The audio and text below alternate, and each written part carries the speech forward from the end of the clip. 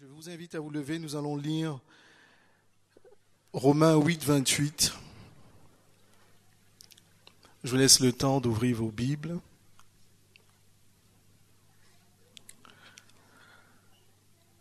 Le passage que nous allons lire s'intitule Nous savons du reste que toute chose concourt au bien de ceux qui aiment Dieu, de ceux qui sont appelés selon son dessein. Amen.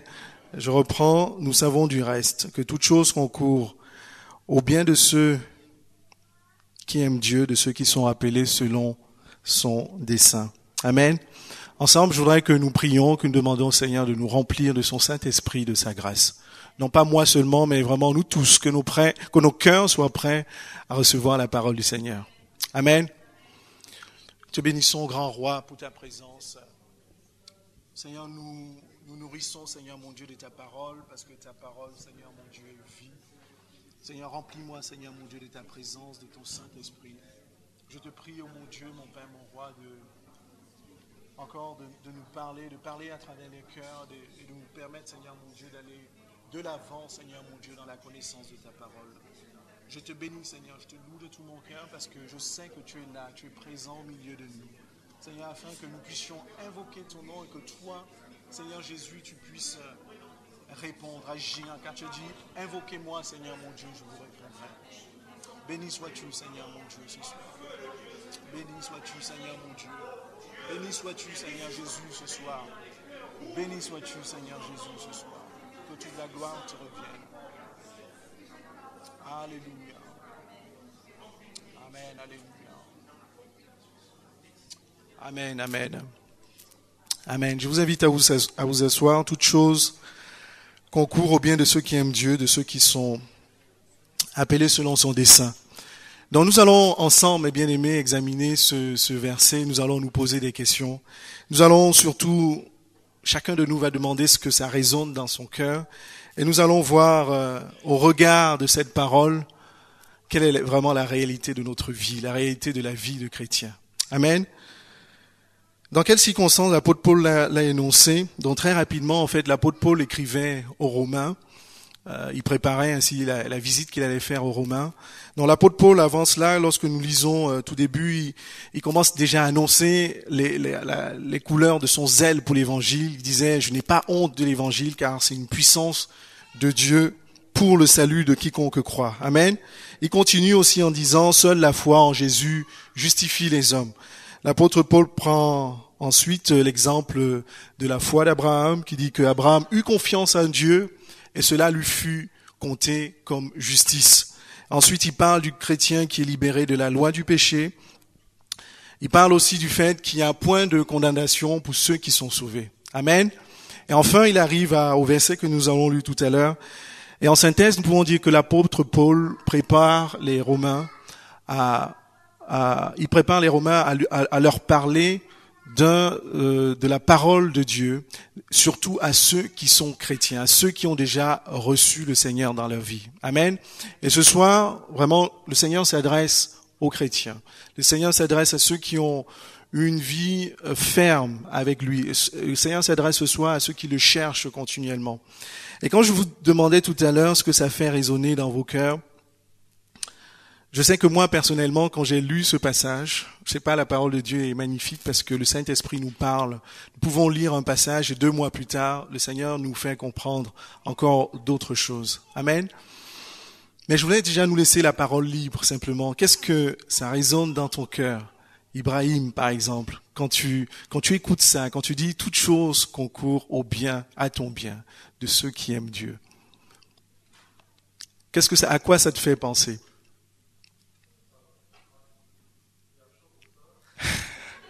Mais tout le monde est à jour ce soir.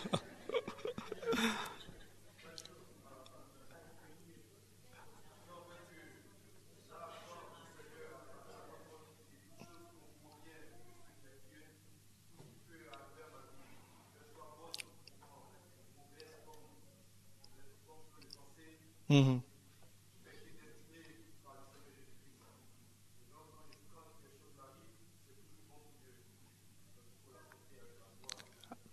Amen. Amen. C'est ça vraiment le cœur de notre message. Le problème, mes bien-aimés, c'est que tout ce qui nous arrive n'est pas toujours...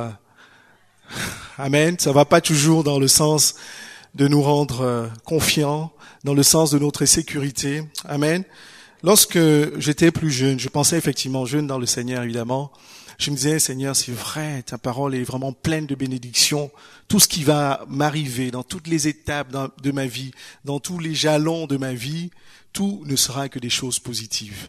Seigneur, je suis à l'école, je finis l'école, après j'ai un travail, je cherche un travail, et c'est sûr que tout se passera bien, j'aurai des collègues sympathiques, je vais travailler très peu, j'aurai un bon salaire, etc. Mais nous voyons, mes bien-aimés, que ce n'est pas toujours le cas. Amen. Et lorsque nous observons l'histoire des hommes de Dieu, nous allons par exemple nous intéresser à Joseph dans Genèse 37:1. La Bible nous raconte comment Joseph a été haï par ses frères. La Bible nous raconte comment est-ce que Joseph a été vendu par ses frères. Ils ont carrément fait un plan pour pouvoir faire croire à leur père que Joseph avait été tué, etc. Nous voyons aussi que Joseph a subi vraiment beaucoup de traumatisme parce qu'il a été vendu également en Égypte. Amen. Est-ce que Joseph, lorsque nous regardons vraiment ça, est-ce que Joseph faisait partie de ceux qui aiment Dieu? Amen. La Bible nous dit effectivement que dans Genèse 39:2, l'Éternel fut avec Joseph, la bénédiction de l'Éternel reposait sur lui. Et pourtant, Joseph a bien souffert. Nous connaissons son histoire. Et même lorsqu'il arrive en Égypte, Joseph est piégé par la femme de Potiphar et jeté en prison, ainsi de suite. Et nous voyons, mes bien-aimés, que dans les étapes de la vie de Joseph, tout ne semble pas concourir à son bien. Amen. Est-ce que nous sommes arrêtés un seul moment pour nous demander vraiment ce que Joseph a pu ressentir dans son cœur? Il a dû se demander, mais j'aime le Seigneur, pourquoi tant de haine de la part de mes frères? Pourquoi tant de souffrances que j'ai vécues? Pourquoi j'ai été aussi maltraité? Pourquoi est-ce que j'ai été aussi j'étais loin de ma famille, en exil en Égypte? Et nous voyons, mes bien-aimés, que tout ce qui arrivait à Joseph était vraiment loin d'être des situations confortantes, rassurantes, qui apportent la sécurité. Amen. Lorsque nous regardons également plus loin dans la Bible, dans les Actes, lorsque nous regardons par exemple la vie de Pierre, Pierre le disciple à qui le Seigneur avait dit 3 fois, Pierre, est-ce que tu m'aimes? Amen. Et qu'est-ce que Pierre avait répondu au Seigneur? Seigneur, tu sais que je t'aime. Et même, juste une parenthèse, je m'imagine bien, le Seigneur me pose la question maintenant, c'est sûr que j'allais dire oui Seigneur, je t'aime de toutes mes tripes, de toutes mes forces, etc. Mais ce que nous voulons souligner, c'est que plus tard nous voyons que Pierre, avec Jean d'ailleurs, étaient les premiers à évangéliser autour d'eux, après le départ de Jésus. En tout cas, étaient les premiers à parler de la parole de Dieu, les premiers à aller vers les synagogues pour parler de la parole de Dieu. Mais tout ne se passait pas toujours forcément, tout ne concourait pas forcément à leur bien. Et nous voyons qu'à un moment, ils sont jetés en prison. Amen. Jetés en prison parce que simplement, ils proclamaient la parole de Dieu. Et nous voyons nous pouvons imaginer combien ils l'ont vécu. Ils savaient qu'ils étaient avec Jésus, qui était leur sécurité. Ils savaient qu'ils étaient avec Jésus, même bien partis, parce que Jésus a dit, je vais auprès du Père vous préparer une place. Jésus leur avait dit, je ne vous laisserai pas seuls, je vous enverrai un autre consolateur. Et nous voyons que malgré cela, tout ne semblait pas concourir à leur bien. Amen. Lorsque nous regardons également l'histoire de Joseph, de Paul, vous savez que c'est la personne pour qui Dieu avait dit, cet homme est pour moi un instrument de choix, afin de porter mon nom devant les nations et les rois. Donc pour ceux qui ont lu les Actes ou les autres écrits de Paul, on voit effectivement que la vie de l'apôtre Paul n'a pas été couronnée forcément de victoire, de succès. Amen. Certes, il guérissait, certes, il annonçait la parole du Seigneur avec autorité, avec force. Mais nous voyons, il y a un passage dans 2 Corinthiens 11:23 où l'apôtre Paul nous parle de ses souffrances. 2 Corinthiens 11, 23, 27.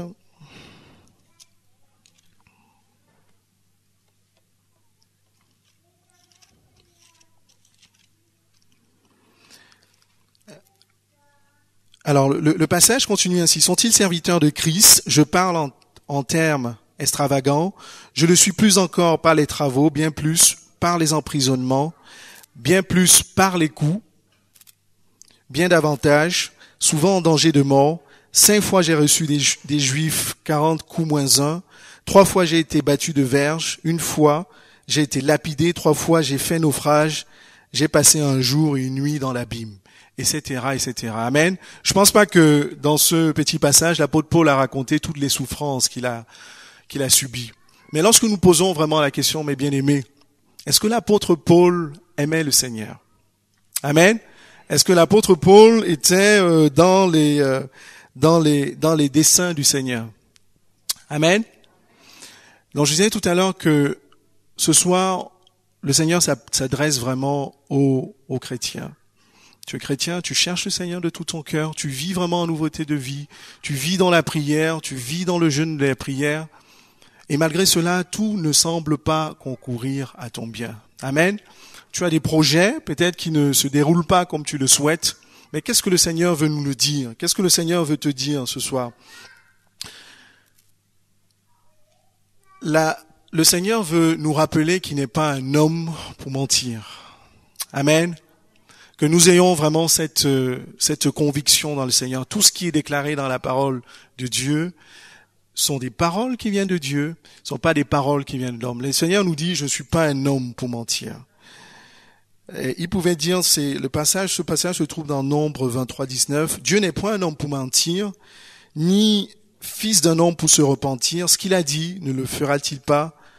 Ce qu'il a déclaré, ne l'exécutera-t-il pas? Amen.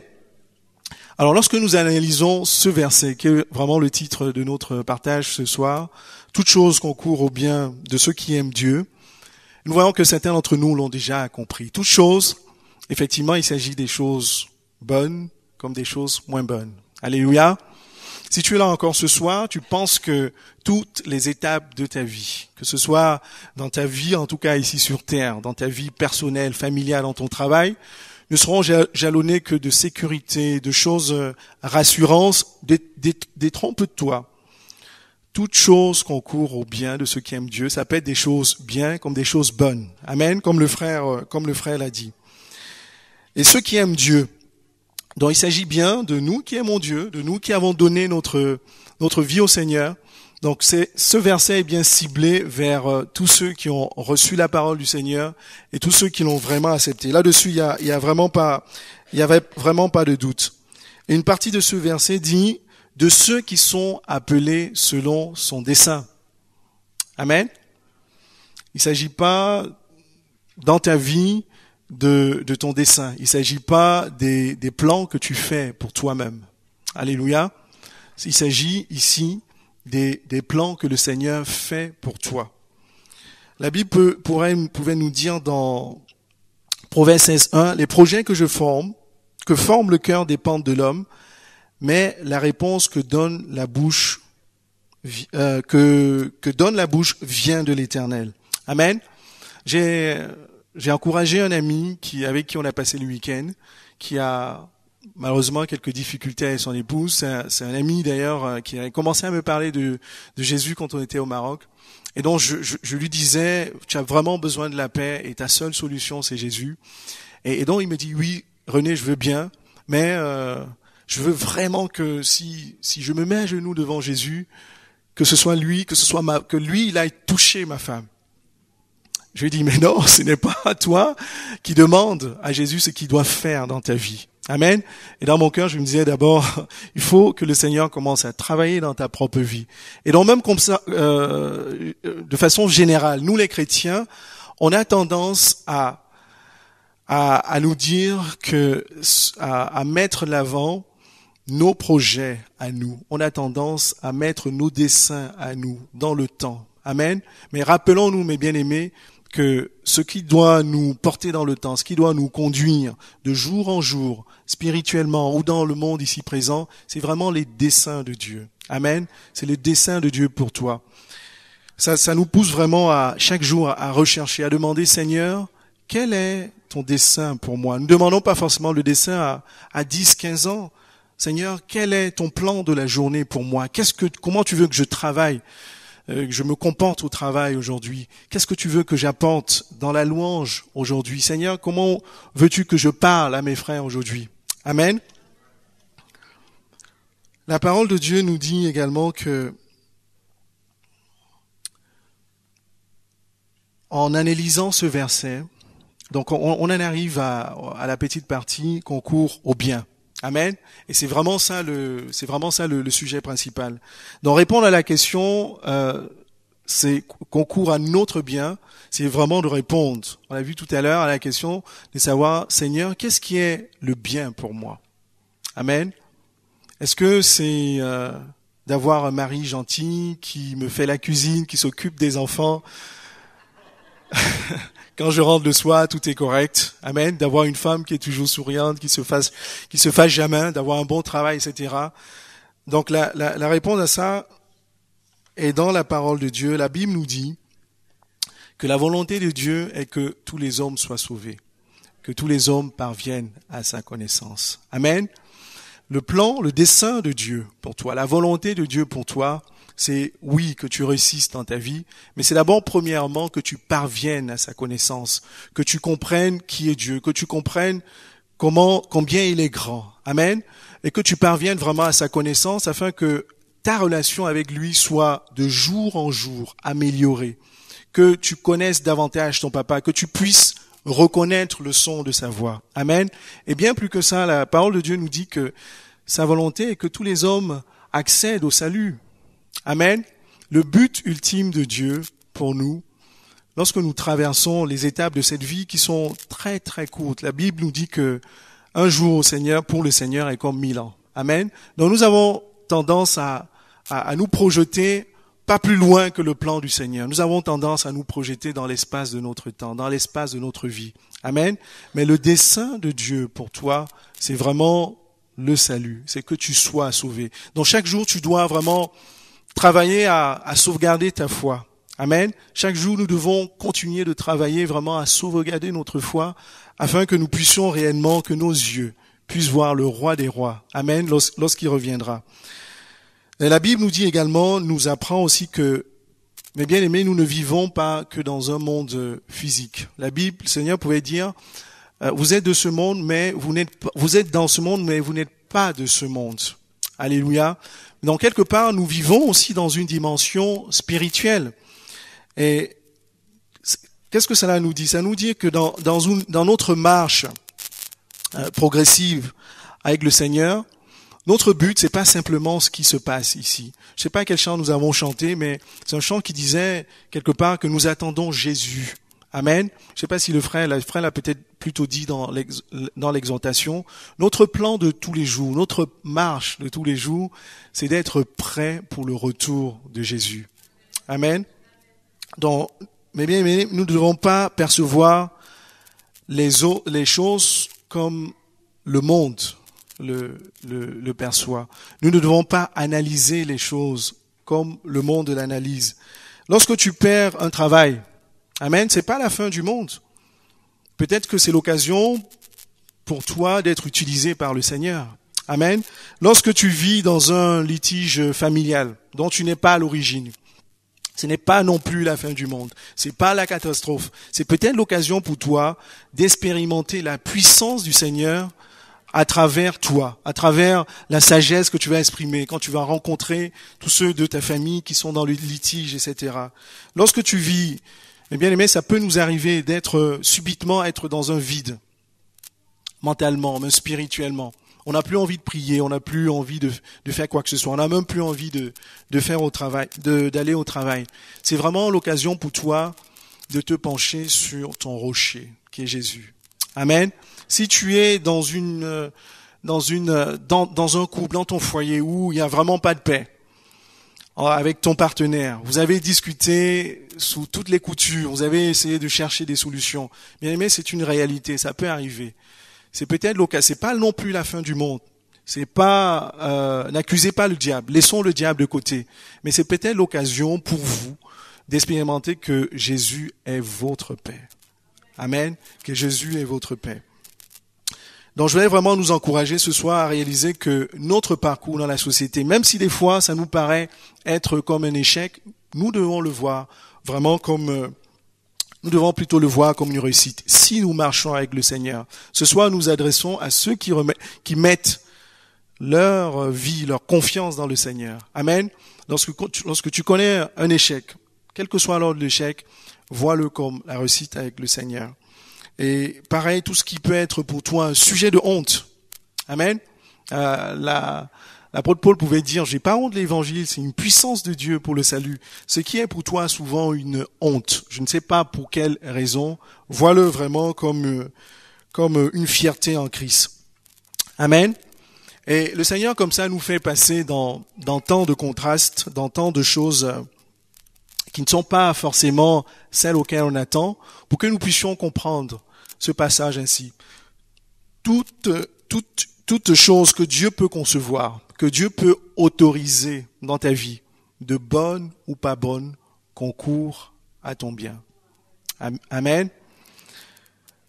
La Bible pouvait nous dire également que le royaume de Dieu n'est pas le manger, le boire, mais la justice, la paix et la joie. Nous rappelons-nous toujours, mes bien-aimés, que notre marche de tous les jours, c'est pour sauvegarder notre salut.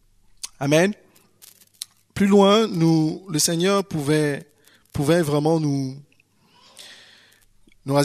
assurer. Le Seigneur ne nous laissera jamais seuls. Dans le psaume 32:8, il dit, je t'instruirai, je te montrerai la voie à suivre, je te conseillerai, j'aurai le regard sur toi. Amen. Donc, lorsque nous sommes dans une situation, ça peut arriver, où nous sommes dans un carrefour. Nous ne savons pas quelle direction prendre. Donc, vraiment, pensons à ce passage du Seigneur. Le Seigneur ne veut pas nous laisser dans des situations de confusion, de frustration. On parle des chrétiens. Amen. Le Seigneur veut vraiment renouveler notre intelligence, afin qu'on puisse se rendre compte que tout ce qui nous arrive réellement, qu'elle soit mauvaise ou bonne, que ce soit pour notre bien. Alors, vous allez me dire qu'est-ce qu'il faut faire pour quelles sont les astuces, les choses pour vraiment tenir bon lorsque tout ne concourt pas vraiment, ne semble pas en tout cas concourir auprès de toi, auprès de ceux qui aiment Dieu. Donc, je vais vous raconter un témoignage à moi. Donc, c'est mon passage en fait au Maroc. Donc, quand j'ai terminé mon baccalauréat au Cameroun, mon père en tout cas n'avait plus suffisamment de moyens. On dit c'est souvent bien d'être dernier parce qu'on est chouchouté, etc. Mais c'est pas toujours le cas. Donc, quand je suis venu, tous mes frères, en tout cas mes parents, avaient dépensé tous leurs revenus, toutes leurs épargnes pour pouvoir envoyer mes frères à l'étranger. Donc subitement, j'arrive avec mon bac et mon père au dépourvu n'avait plus vraiment de moyens. Mais par la grâce de Dieu, il y a une porte qui a pu s'ouvrir pour le Maroc. Mais pour moi, c'était vraiment une très grosse frustration. Donc je vous le dis parce que ça a duré vraiment 6 ans. Donc quand je vous parle du Maroc, c'est pas les plages d'Agadir, hein. C'est pas le désert de Ouarzazate, ainsi de suite. J'étais au Maroc pour les études, j'y étais pas pour le tourisme. Et pendant vraiment de longues années, j'ai vraiment vécu ça comme une forte frustration. Non seulement parce qu'il y a eu un grand choc culturel, c'est un pays surtout musulman, c'est pas le fait d'être arabe, c'est vraiment musulman. Et là-bas, la culture est très imprégnée de l'islam. La culture de tous les jours, les rapports avec les personnes, les choses qu'on mange. Donc, j'ai vraiment été bousculé par rapport à ça. Et pareil, même l'éloignement par rapport à mes frères. Tous mes frères étaient à l'étranger et moi, j'étais le seul à être isolé au Maroc. Il n'y avait pas que ça, il y avait aussi la précarité. Je vais pas vous dire que j'étais dans une très grosse précarité, mais pendant des moments, c'était très difficile parce que là-bas, il n'y a pas de possibilité, en tout cas quand j'y étais, il n'y avait pas de possibilité de travailler, d'avoir un petit job, dont je dépendais forcément de mon père, qui n'avait pas de moyens. Mais par la grâce de Dieu, le Seigneur m'a permis de m'adapter. 3 ans après, j'ai évidemment, j'ai pu bien aller à l'école, mais j'ai surtout, grâce à la communauté des chrétiens qui étaient là-bas au Maroc, il y a un comité des chrétiens dont j'ai pu rencontrer le Seigneur. Donc je me suis fait baptiser dans les eaux méditerranéennes au Maroc, et c'était vraiment une très grande joie pour moi. Amen. Et j'avais pas toujours compris quel était le plan de Dieu pour moi, parce que j'étais au Maroc et je savais pas comment ma vie allait s'enchaîner par la suite après mes études. Mais bien plus tard, après, je suis repassé par le Cameroun et par la suite, j'ai pu entrer en France et j'avais toujours pas compris. Je disais, mais Seigneur, pourquoi as-tu permis que je passe par là? Même bien qu'étant chrétien. Amen. Je refusais ce passage au Maroc et à travers les souffrances, les épreuves que j'ai eues ici en France, parce qu'évidemment, ça ne s'arrêtait pas à travers les souffrances que j'ai eues, le Seigneur m'avait permis de comprendre que mon passage au Maroc, c'était uniquement et essentiellement pour permettre à ce que je le reçoive. Amen. Et j'ai réalisé que vraiment la chose la plus chère que j'avais pu avoir en passant au Maroc, c'était ça. C'était pas mes études qui, certes, à la fin, c'était très bien passé, mais la chose vraiment la plus importante, c'était ce passage. Et je vous dis, c'est 6 ans de frustration, 6 ans d'interrogation, 6 ans de souffrance quelque part. Amen. Donc le Seigneur m'a vraiment permis à travers cela de comprendre ce passage. Il dit, toute chose concourt au bien de ceux qui aiment Dieu. Amen. Donc je nous invite vraiment à tenir bon. Donc je m'adresse aux chrétiens, une fois de plus, ceux qui ont une relation vraiment ferme avec le Seigneur. N'ayez pas de doute dans vos cœurs. Lorsque les choses que vous traversez semblent être des sujets de frustration, des sujets de déception, etc., sachez que le Seigneur vous fait passer par là parce qu'il a un plan, il a un dessein pour vous. Le plus souvent, on ne comprend pas le dessein du Seigneur. C'est vrai.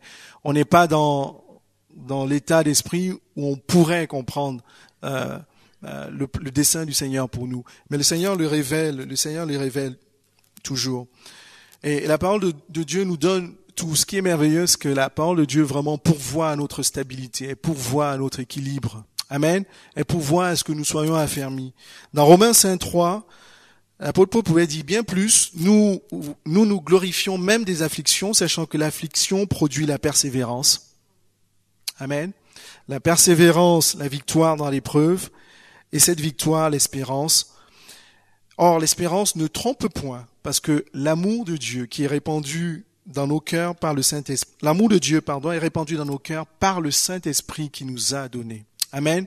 Donc, lorsque nous traversons, mes bien-aimés, ces moments où tout ne semble pas concourir à notre bien, ne nous posons pas des questions qu'on ne doit pas se poser. Ne doutons pas de l'amour du Seigneur. Ne doutons pas de la puissance du Seigneur dans notre vie. La parole de Dieu nous dit, persévérons. Persévérons dans quoi? Persévérons dans la soumission à Dieu. Amen. Ne laissons aucune faille, ni un ami, ni le monde nous expliquer quoi que ce soit. Demeurons dans la persévérance, dans la soumission de Dieu et dans la prière. Et ce verset nous dit aussi, de proclamer les victoires. Alléluia. Donc, proclamez les victoires du Seigneur, même lorsque vous ne les voyez pas. Amen. Proclamez les victoires du Seigneur. Vous refusez l'abattement, vous combattez le diable. Alléluia. Et un troisième point qui peut vraiment nous aider, c'est vraiment de garder notre espérance vivante. Amen. C'est notre salut. La parole de Dieu nous dit que c'est notre casque. Si dans ton cœur, tu sais que tu aimes le Seigneur et que parce que tu aimes le Seigneur, tu lui as donné ta vie et que tu as l'espérance du salut, c'est-à-dire que après ta mort, tu vivras, c'est vraiment un casque. Alléluia. Lorsque nous parlons du salut, bien des fois, ça nous paraît vraiment subjectif parce que le Seigneur n'est pas encore revenu et nous n'avons pas encore expérimenté cette vie. Mais la parole de Dieu nous dit que le salut, c'est vraiment notre casque. C'est ce qui va nous protéger contre le monde, contre le diable qui voudrait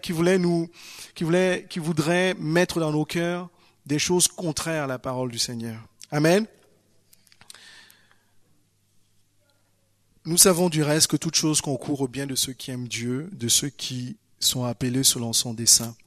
Donc je voudrais terminer avec ce passage. J'ai regardé sur Internet hier, j'ai regardé sur Google le métier du potier. Amen. Pourquoi je regardais? Parce que j'ai lu un passage où le Seigneur parlait à Jérémie, vous connaissez, c'est Jérémie 18:6. « Ne puis-je pas agir envers vous comme ce potier, maison d'Israël, dit l'Éternel? Voici comme l'argile est dans la main du potier, ainsi vous êtes dans ma main, maison d'Israël. » Amen. Et donc pourquoi je me suis intéressé au travail du potier? Donc j'ai vu que le potier, quand il a l'argile dans la main, donc il le tient dans sa main, il le façonne, il le modèle, il lui donne une forme. Ensuite, il fait tourner la forme. Amen. Après, quand il a fait tourner la forme, qu'est-ce qu'il fait le potier? Il le fait passer dans la cuisson. Amen. Et cela m'a vraiment fait comprendre ce que nous sommes vis-à-vis de Dieu. Nous sommes de l'argile dans la main du Seigneur. Amen. Le Seigneur nous modèle à travers ce qui nous arrive, dans les toutes choses qu'on court, qui peuvent être bien ou mauvaises.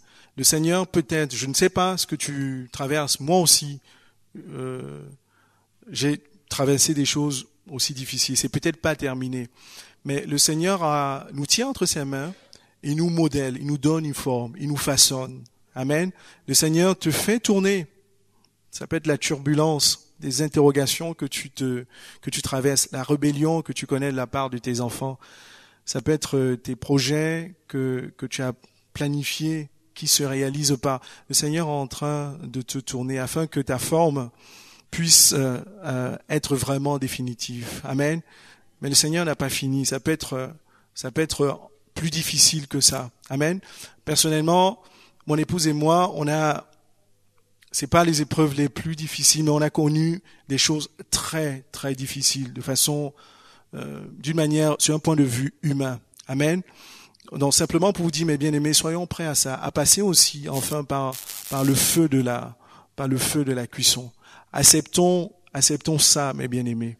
Peut-être que nous avons mal lorsque le Seigneur nous modèle dans les formes qui sont pas celles à laquelle nous aspirons, mais les formes que le Seigneur veut élaborer à la fin. Peut-être que ça nous fait mal, effectivement, d'être modélé, d'être tourné, de passer au feu de la cuisson, mais vraiment, acceptons ça. Amen. Acceptons d'être modélés par le Seigneur. Et nous verrons effectivement que toute chose concourt à notre bien. Amen. Que le Seigneur nous bénisse. Amen.